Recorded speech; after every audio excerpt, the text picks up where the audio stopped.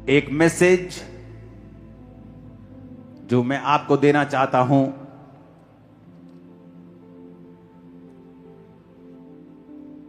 एक प्रोफेटिक जो दुनिया में हो रहा है, जो आपको 9 साल पहले बता दिया गया था, नाम लेकर कि ये देशों की फाइट होगी, चीजें खराब होंगी,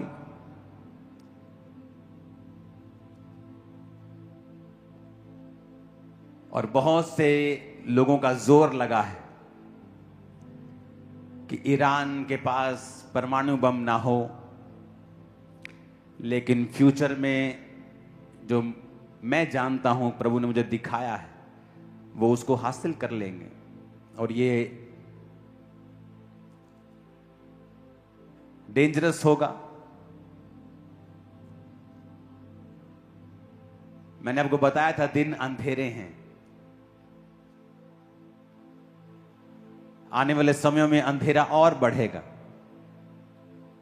अभी तो एक छोटा सा युद्ध हुआ है जो पहले से आपको क्लियरली बताया गया था, और सब तरफ महंगाई है। भारत इतना इफेक्ट नहीं दिख रहा जितना इफेक्ट दूसरे देशों में दिख रहा है।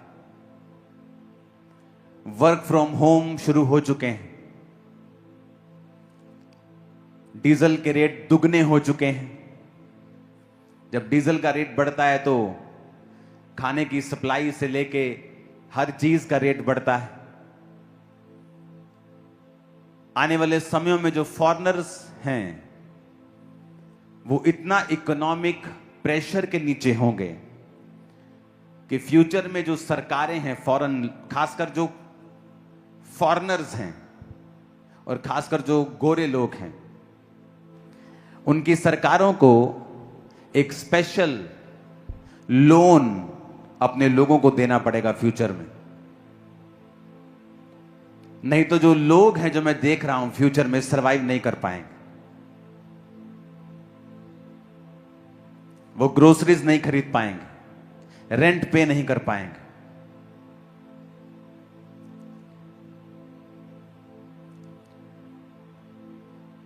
दूसरे देशों पर भी असर होगा,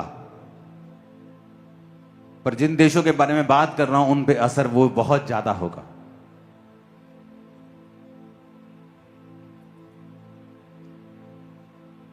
पुराने समय में अकाल पड़ते थे, वो अलग होते थे। आज अकाल नहीं पड़ सकते। क्यों? अगर बारिश का पानी नहीं है तो जमीन से पानी निकाल लेते हैं लोग।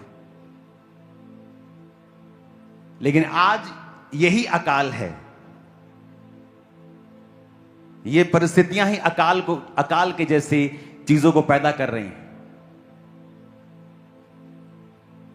और सरकारों को स्पेशल लोन अपनी पब्लिक को देने होंगे, क्योंकि वो देख रही हैं वो सरवाइव नहीं कर पाए।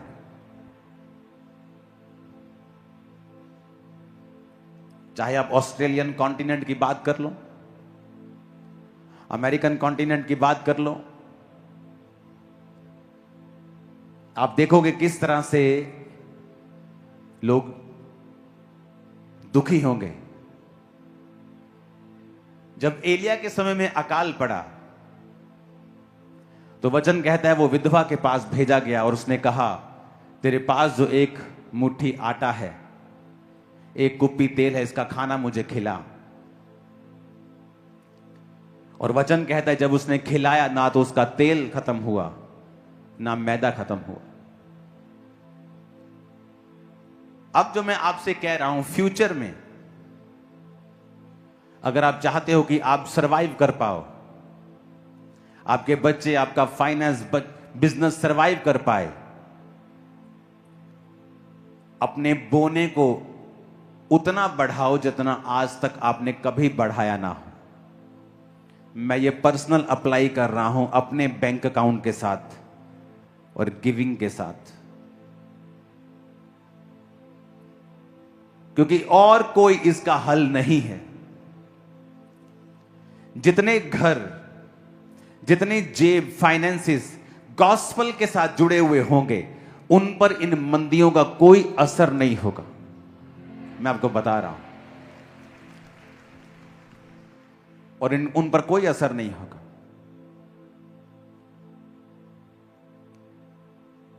ये बातें सुनने में कई बार लगता है कि क्या है, क्या आपको कोई पर्सनल बेनिफिट चाहिए? नहीं, क्योंकि आपकी ऑफरिंग मैं देखता भी नहीं हूं। जिन लोगों को मेरी पर्सनल ब्लेसिंग से प्रॉब्लम है, उनको रहे प्रॉब्लम, लेकिन वो ब्लेसिंग आपके चर्च के पैसे से मेरे पास नहीं आती। इसलिए अगर आप बो रहे हैं तो मैं भी बो रहा हूं, लेकिन इसके अलावा और कोई तरीका नहीं है फ्यूचर के लिए तैयार होने का। फास्टिंग करनी है, 40 फास्ट करनी है। बहुत दुखी हूं मैं 40 फास्ट भी कर रही हूं, मैं प्रेयर भी कर रही हूं। ऑपरेशन करवा के देख लिया सालों पहले, 5 साल पहले ये करवा के देख लिया, दवाइयां खाली, 90 इंजेक्शन लगे, लेकिन इंस्ट्रक्शन सेवा कर। क्योंकि जो परमेश्वर की इंस्ट्रक्शन होती है वो बड़ी डिफरेंट होती है। अलीशा कहता है जा 7 डुबकियां मार ले।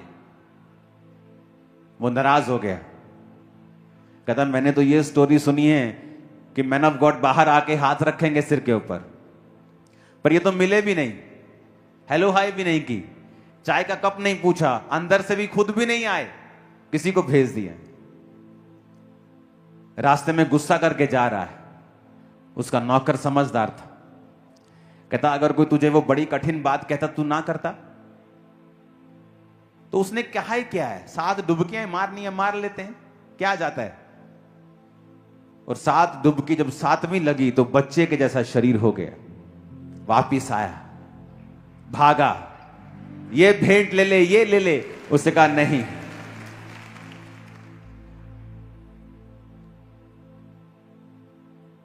क्योंकि इंस्ट्रक्शन जो होती हैं आपको पहले मिल जाती है। एक समय था आप चर्च अटेंड नहीं करते, प्रार्थना थोड़ा बहुत नहीं करते थे, चलता था। एक समय आ गया कोविड के टाइम कि आपको पूरी तरह से परमेश्वर में जुड़ना है। अब फ्यूचर में वो समय है कि जो फैमिलीज टाइदिंग में नहीं हैं, बोने में नहीं हैं, सेवा में नहीं हैं, उनको सो मेनी ट्रबल्स का सामना करना पड़ेगा, क्योंकि आने वाला माहौल मुश्किल है, हार्ड है, वेरी हार्ड। और अभी पहले हम कछुए की चाल से उस हार्डनेस की तरफ जा रहे थे, और अब हमारी चाल थोड़ी तेज हो गई। लोग जल्दी दुखी हो जाएंगे। अब पहले वो धीरे धीरे जा रहा था वो माहौल, लेकिन अब जल्दी जल्दी हो जाएगा, क्योंकि वो समय जल्दी जल्दी अब आना शुरू हो जाएगा। और जो सेवक जो सेवा में होंगे, जो टाइट दे रहे हैं, प्रार्थना कर रहे हैं, पवित्रताई में हैं, पर वो देखेंगे कि इतने बुरे माहौल के बावजूद भी परमेश्वर आपको निकाल रहा है, रास्ते साफ कर रहा है। आप दूसरों की तरह सफर नहीं कर रहे हैं, क्योंकि बाद में पछताना, जबकि पहले ही आपको तैयार कर दिया गया है कि ऐसा आपके साथ और इस दुनिया के साथ होगा। और मैं आपको कई चीजें बताता हूं, कई चीजें प्रार्थना के साथ चेंज हो जाती हैं।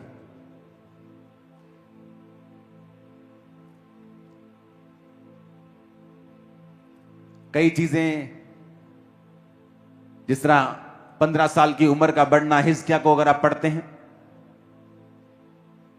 लेकिन कई चीजें प्रार्थना के साथ चेंज नहीं होती, और मैं उन चीजों की बात कर रहा हूं जो प्रार्थना के साथ चेंज नहीं होगी। तो आपको स्पिरिचुअल होना पड़ेगा फ्यूचर को सरवाइव करने के लिए।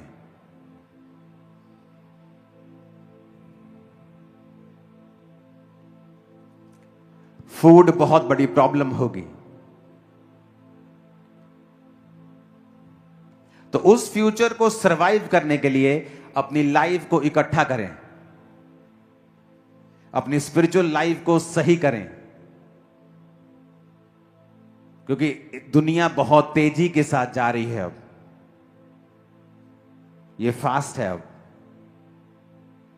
ऐसे चीजें बदल जाएंगी, सेकंड्स, मिनट्स,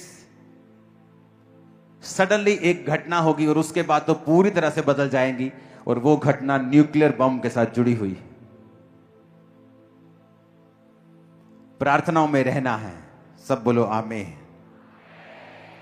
आज के वचन, परमेश्वर का वचन कहता है, जो बोया जाता है वही काटा जाता है। गलातियों 6:7। यह सेवकाई भी एक बीज है जो हम आपके जीवन में बो रहे हैं। यदि यह वचन, यह प्रार्थना और यह शिक्षा आपके आत्मिक जीवन में आशीष और प्रोत्साहन का कारण बनी है, तो कृपया इस चैनल को सब्सक्राइब करें, ताकि प्रभु का जीवित वचन निरंतर आप तक पहुंचता रहे और औरों तक भी पहुंचे। आपकी एक छोटी सी सहभागिता से यह सेवकाई आगे बढ़ती है और कई आत्माएं प्रभु के निकट लाई जाती है। प्रभु यीशु मसीह आपको और आपके पूरे परिवार को भरपूर आशीष दे। यीशु के सामर्थ्य नाम में आमीन।